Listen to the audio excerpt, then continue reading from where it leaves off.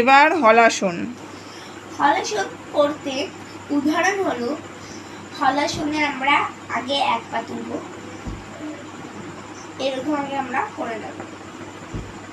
1 2 3 4 5 6 7 8 9 10। এরপরে আমরা দুটো পা তুলব।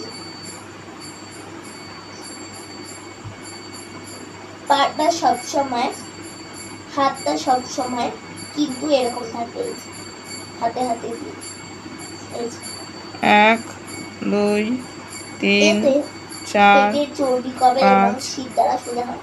6 7 8 9 10। একটা পা তুলবেন, দুটো পা তুলবেন, তারপরে আস্তে আস্তে আস্তে আস্তে করে